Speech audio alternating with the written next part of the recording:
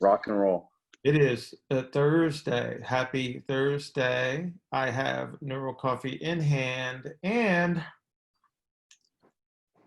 it is perfect, even though Dr. Mike Russell is not on the call this morning. But you got to think about, let me grab the pills for a second. You know, people always look at this stuff as rigid without the concept that I can do this on top of a femur, and each one of these twists and turns and orientations will affect whatever I measure on the table. And then you have to appreciate the fact that as I move them, their weight is shifting on the table. So not only do I have movement that I'm creating in my perceived perfect measurement style, right? I have to appreciate the fact that they're moving underneath my measurements based on where their weight shift is. And again, that's something that they don't teach us in school, because as we all know, when you learn how to measure in school, they're perfectly in the middle ground somewhere, right? And we are moving exactly what we think we're moving. So we have to appreciate the fact that there's a lot of stuff going on as we move. Now, for what you've just expressed, so I have somebody that was very similar to that. I would say that her one measurement, so she had like external rotation of 80 degrees, and then everything was like 0 or minus. I see that a lot too. Yeah, but it was only on one side. Okay. Right. But what you start to recognize is that, oh, okay, so what I have is this really big, and it's an orientation. So it's take the whole pelvis and tip it on an oblique axis. And that's how you get crazy measures like that. Okay. Whenever you're in doubt as to what you're looking at, take all your measures into consideration, identify what you think you're looking at, and then intervene, and then do something, right? And then remeasure. Because a lot of times we don't figure these things out until after we do something, where we can say, okay, this was the initial representation that I had. Here's what I did with the intention of something, right? And then what happened? And then you look back and you go, oh, now I get it. She was tipped up like this, and this was turned this way, and this was turned this way. Right? Or you say, oh, as I was measuring, what was happening was that the pelvis was actually turning towards me, and then that's what skews my measurements, right?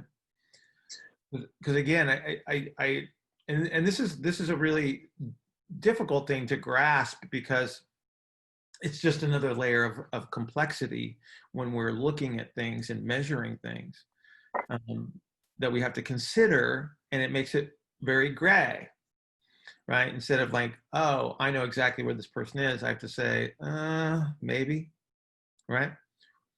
Another thing that you can do is you can do something manually to induce some form of sensation, right?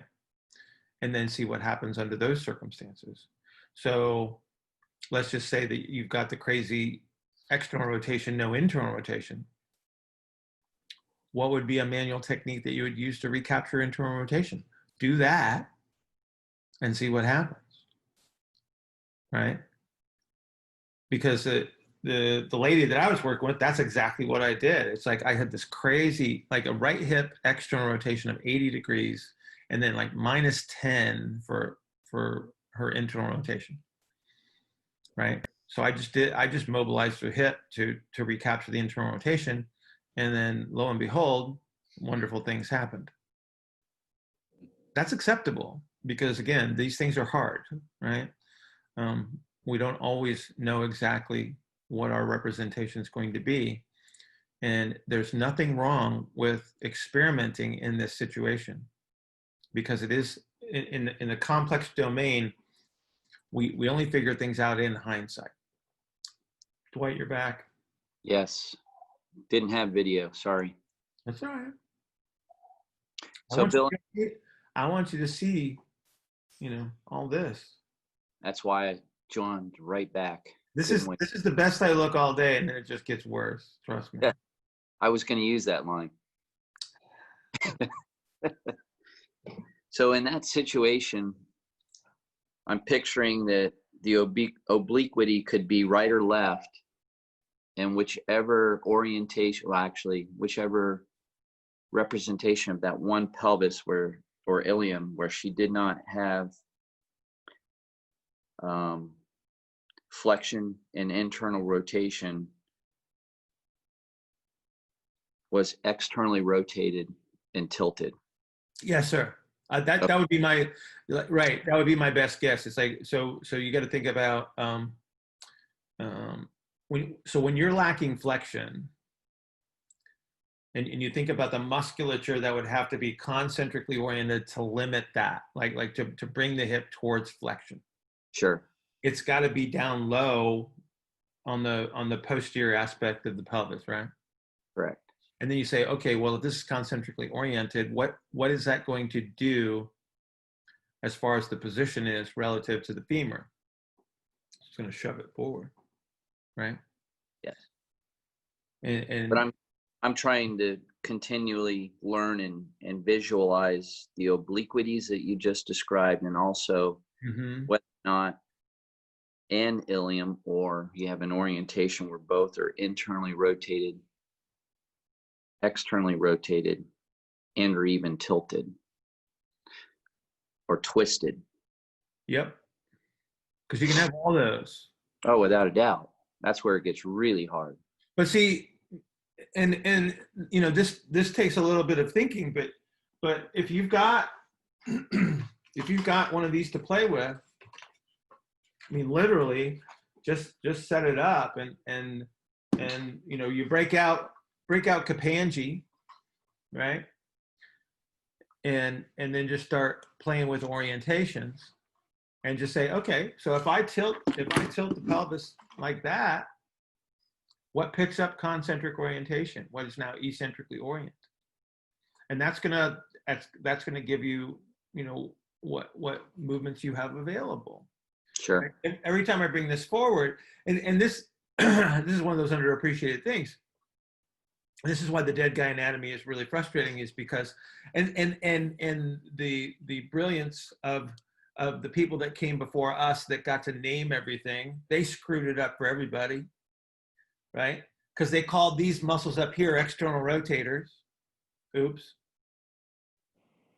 Even though when I go like that, they become internal rotators, right? So they get misnamed, and right away it's like everybody gets lost. I think there's two articles, you got to look for them, in the JOSPT, where literally they went through and they're using Euclidean geometry, which is okay. I mean, it's okay to get the grasp of understanding, but literally they take the moment arms of each of the muscles of the hip as it moves through space, which becomes very valuable, because now you start to see, like, oh my gosh, it's like, posterior glute med starts out as an external rotator from dead guy position, and then literally as you lower yourself into a split stance, now it becomes an internal rotator. Oh, wait a minute. That changes the whole perspective on how I want to approach this. It changes the perspective on what's going to happen to the shape of the pelvis as I move through space. And it's like they tell you that, okay, flexor hallucis longus bends the big toe, right? No. It lifts your heel off the ground when you're walking. Wait a minute. That's a totally different perspective now, isn't it? Yes. Right? So it's like I said, because they named it, they were pulling on the little, the pulleys on the dead guy, and they pull on it and go, look, it bends his big toe. Let's call that something Latin that means bend your big toe, right? And now it screwed everybody up, because now the perspective is it bends your big toe, not what it really does, right?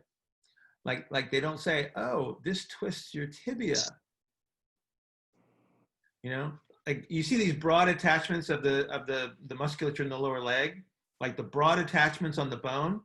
Yes. Don't you think that's going to move the bone? Sure. Of course it does.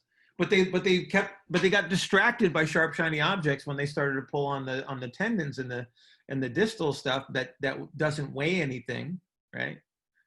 It starts to bend, and so then it gets misnamed. So instead of calling it something Latin that means, oh, it lifts your heel when you walk, they said, oh, it's a big toe bender. I mean, that's what's so difficult about trying to explain this stuff to other people, or when people come and visit the gym and they see like I have a large demographic of like high school volleyball girls who all kind of fit in this same like shape and movement category, and they're all doing some kind of like, they'll come in and the way that I write their program or the way that their days split up, it ends up being like either Monday or Wednesday they're doing some kind of box squat variation, and the interns that work with us see that, and they kind of like put a label on everybody doing the same thing, but there's different breathing recommended for each one. There's a different tempo that's recommended with each one. They see like a band squat and a box squat is the same thing, which a box squat's like a hard stop, so it gives them a little bit of force to push off of, where a band squat's a soft squat. So like there's a lot of variations that people just look at and think, okay, this is the same thing, just, you know, kind of played out across the board with everybody in the shape category, and it's not. So Right. you got a lot of options there. Right. But this is why these programs that like our apprenticeship mentorship style programs have to exist, is because people just don't know what the options are. Like they don't even know what they are. Right. And you know, you have all of these superimpositions on top of the exercise, right? And if you talk to, like, say, a power lifter, because their intent is basically the same in powerlifting, it sort of gets mixed down to this limited number of options, right? There's only a couple of things that you can do. There is a way for you to do this, right? And then when you start to branch out and we get into these dynamics that we're trying to support from a sporting aspect, it's like, oh, wait a minute, that's actually going to be detrimental if I do it that way. Whereas if I just tweak it in one respect, right? The duration of time on the box, the touch and go, the foot position, like all of these things can be manipulated to create just a point of emphasis that will support this individual's capacity, right? And again, it's like the only way that you're going to get that kind of understanding is this experiential type of an environment, right? It's like if I can't access it at the quote unquote normal place in a joint, I'm going to get it somewhere. Right. I need something that reorients me to go forward when I want to walk forward, knowing full well that people are going to be biased back towards external rotation under most circumstances. ER is our home, so to speak. It came, from an evolutionary standpoint, external rotation came first, internal rotation came second, because we were swimmers before we were walkers, and swimmers are externally rotated. Walkers have to internally rotate against gravity because the propulsive phase is different on land than it is in the water. I appreciate you all for being here. Have a great week. Hang in there. Keep doing good work, and I will see you next time.